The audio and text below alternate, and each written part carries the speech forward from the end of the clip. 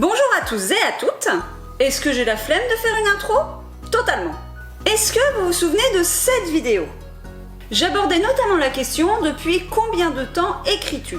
J'avais répondu depuis le collège et j'avais développé en évoquant notamment Goodbye My Friend, qui, dans mon souvenir, est l'une des premières histoires que j'ai écrites. Eh bien, figurez-vous que...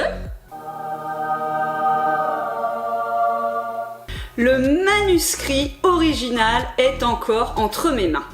Je me suis dit qu'on allait bien rire en redécouvrant cette merveille ensemble, que ça allait être très drôle pour au moins deux raisons. Premièrement, ça va être nul, genre vraiment nul. Deuxièmement, c'est écrit avec les fesses. Ceci est un torchon d'orthographe, de grammaire, de conjugaison, de tout. J'ai zioté la première page et c'est à mourir de rire. C'est triste aussi. Ça fait peur, mais c'est surtout très drôle. Aujourd'hui, je vous propose donc de redécouvrir cette merveille ensemble. Alors, que dit la quatrième de couverture? Lors de l'anniversaire de François, Martha, Jessie, Cécile et Paul se réunissent pour fêter l'événement. Alors, en vrai, il y a écrit « Lors de l'anniversaire de François, Martha, Jessie, Cécile et Paul se réunissent pour fêter l'événement ». Ça commence plutôt bien. Mais lors d'une partie de cache-cache dans le marais de la ville, un meurtre se produit. Le groupe d'ados fait tout pour trouver le meurtrier et éviter de se faire prendre. Oh mon dieu, je suis hypée de ouf! Ça a l'air trop bien!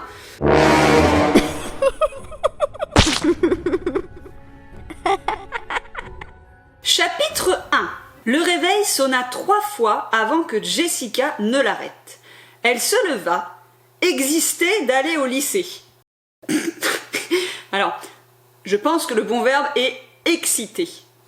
Car aujourd'hui, c'était l'anniversaire de François, un de ses meilleurs amis. Elle s'habilla, prit un croissant et fonça au lycée. Martha, Jean, Paul et Cécile étaient là à l'entrée. « Salut, alors, ça gaze ?» demanda Cécile. Ça se dit encore, ça gaze en 2022? J'espère que Jessie va répondre ça boum quand même. Oui, ça va, vous avez pensé à prendre le cadeau? Répliqua Jessica en regardant sa montre. Ah, je sens qu'on va avoir des dialogues de qualité. On n'est pas stupide. Et toi, tu as les boissons, les gâteaux? Sourit Paul. Cécile était la meilleure amie de Jessie, comme Paul et Jean et François étaient le petit ami de Martha. Quoi? Nani?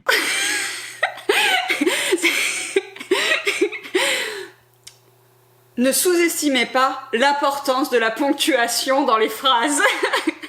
C'est là où on se rend compte que c'est important.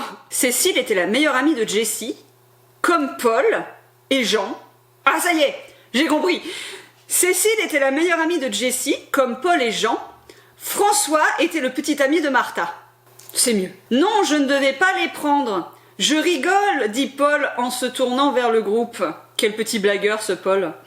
La cloche du lycée sonna et les couloirs furent remplis d'étudiants qui s'activaient dans tous les coins. Paul et Jessie partirent en cours d'histoire, tandis que Cécile, Jean et Martha allaient en cours d'art plastique. Ah, l'art plastique, la meilleure matière. Le sujet d'aujourd'hui est malchance. À vos crayons, ordonna la prof. Quelle conne! Comment tu veux faire ça? Demanda Martha en colère. Non, ce n'est pas une façon de parler de tes professeurs, Martha. Tu n'as qu'à dessiner Jean qui récupère un examen, répondit Cécile en rigolant. Ah ah ah, rit Jean d'un ton érotique. Alors je pense que le vrai mot est ironique. Ce lapsus. Alors qu'au collège et au lycée, j'étais hyper sage. Les cours passèrent et la pause déjeuner arriva. Le groupe se réunit à une table. François ne vient pas, remarqua Paul. La principale lui a donné sa journée à condition qu'il rattrape ses cours, répondit Cécile. Mais elle est trop cool, la principale. Pourquoi on n'en a pas tous une comme ça? Quelle connasse! Moi, quand j'ai la crève avec 38 de fièvre, elle me l'a pas donnée, ma journée, hurla Martha. Martha, tu es vulgaire. Tu te calmes! C'est normal, tu faisais semblant d'être malade pour pouvoir sécher les cours et aller à un concert, répliqua Jessie en souriant. Pfff, souffla Martha. Ah oui, je voulais vous dire que je ne pourrai pas venir chez François ce soir. Mes vieux partent pour le week-end voir ma grand-mère malade et je dois venir avec eux. C'est vraiment moche. C'est moche pour ta grand-mère malade, surtout. Sale crevard, et c'est maintenant que tu le dis, Jean, hurla Paul en se levant. Mais ils sont tous vulgaires, ces personnages. Ok, je suis sorry, c'est pas ma faute si ma grand-mère a la chiasse. Ah, mais c'est pas possible. Tout le monde fixa Jean sans rire. Jean, passe-nous les détails, d'accord, dit Jessie. Ah, mais c'est la fin du premier chapitre. Mon Dieu, qu'est-ce que c'était bien. On a des personnages charismatiques, des dialogues de qualité, une intrigue où il se passe rien. J'ai tellement hâte de lire le chapitre 2. Bon alors, c'est quand qu'il y a des morts? Chapitre 2. Jessie avait le cadeau de François dans les mains. Tous les copains du groupe étaient là, sauf Jean. Paul frappa à la porte de chez François, qui ouvrit. « Mon pote de toujours !» hurla Paul en le serrant François dans ses bras. Ah, il peut pas le louper comme ça, en tout cas. Paul et tout le groupe rentra dans la maison. « Tiens, joyeux anniversaire !» dit Jessie en tendant le cadeau à François. « Merci à tous. Jean n'est pas encore arrivé. Sa grand-mère est malade, il ne viendra pas. J'ai envie d'aller faire une partie de cache-cache. » Ah, enfin on rentre dans le vif du sujet. « Une partie de cache-cache, tu rigoles ou quoi? Ça fait pitié à notre âge !» hurla Paul. « Oui, mais cette partie, on va le faire dans le marais au bout de la ville. » Tout le groupe resta figé sur place, sans un mot. « Ce marais, celui qui est réputé pour ses fantômes !» dit Paul. François hocha la tête en signe de réponse. La meilleure princesse. Trop de la balle! Allez les filles, on y va? Les trois filles ne semblaient emballées par cette idée. Alors les petites, on a peur, rit Paul. Après cette réflexion, les deux filles décidèrent de les suivre. Chapitre 3. Alors, ça c'est le chapitre 3. Ce sont de petits chapitres. François, au volant de sa voiture, se dirigeait vers le bout de la ville. Il était presque minuit et la lune, pleine, était la seule source de lumière sur la route. Mon Dieu, enfin une phrase qui ressemble à quelque chose. « Je sens qu'on va s'éclater !» dit Paul. Martha et Paul chantaient, mais Cécile et Jessie faisaient triste mine. « Allez les filles, il faut rester zen, on va s'amuser !» criait Paul. « De toute façon, que voulez-vous qu'il se passe s'il n'y a jamais personne dans ce marais ?»« La preuve que si, on y va bien, nous, » répondit Cécile. François ne répondit pas, il fixait la route et restait concentré. La voiture était garée sur le bord de la route, devant le groupe d'ados. Un gigantesque désert s'étendait. C'est un désert ou c'est un marais? Chapitre 4. Ils avancèrent dans le marais en regardant partout devant eux. L'air était lugubre et une odeur de chair pourrie émanait du sol sec, comme si la terre était humide en dessous. Martha avança et, sans regarder, marcha dans une flaque de boue qui éclaboussa tout le monde. « Fais gaffe !» hurla Cécile en levant les bras. « Pitié, arrête de faire ta chochotte, c'est génial ici !»« Qu'est-ce que tu crois, qu'un tueur en série nous exploserait à la face pour nous éventrer ?» Ce que tu dis n'a aucun sens. Alors s'il vous explose à la figure, je doute qu'il puisse faire quoi que ce soit ensuite. « Vous entendez ?» demanda Paul en tournant la tête. « Quoi ?» dit Jessie. « Le silence, ça fout les boules. »« Ah, on a peur !» grimaça Cécile. Paul ne dit rien. Il était trop occupé à regarder les arbres et buissons morts qui étaient plantés là depuis des lustres. Et oui, il flippait. « Allez, on la commence cette partie de cache-cache ?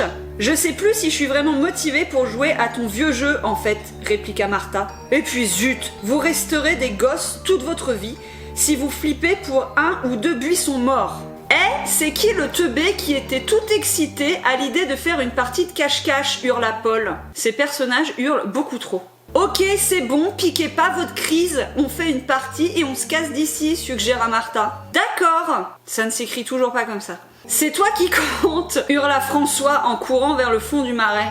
À plus, cria Paul en partant à fond la caisse de son côté. Bande de cons, hurlèrent les 3 filles. Les 3 filles restèrent là sans bouger. Bon bah, autant en finir le plus vite possible, dit Jessie à Cécile. Ouah, répondit celle-ci.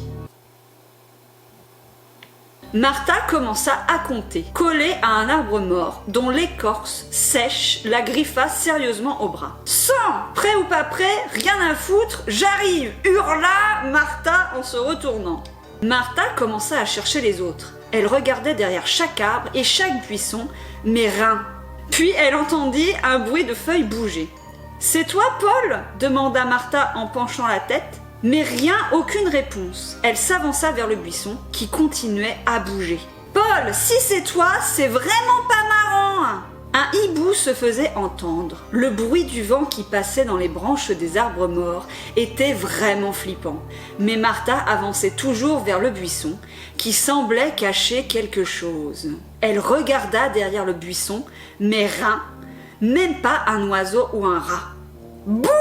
Hurla Paul quand Martha se retourna. T'es con ou quoi? Tu m'as bien fait flipper à faire bouger ce buisson comme ça. Quel buisson? Bien celui où t'étais caché, imbécile. Mais moi, j'étais derrière l'arbre.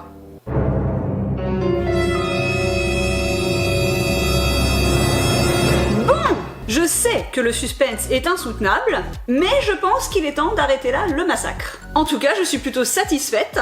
Le roman est à la hauteur de sa nullité, et j'ai quand même passé un bon moment. En fonction de votre accueil sur cette vidéo, on verra si on en fait une autre pour lire la suite. En attendant, je vous fais des gros bisous et je vous dis à très bientôt. Ciao ciao!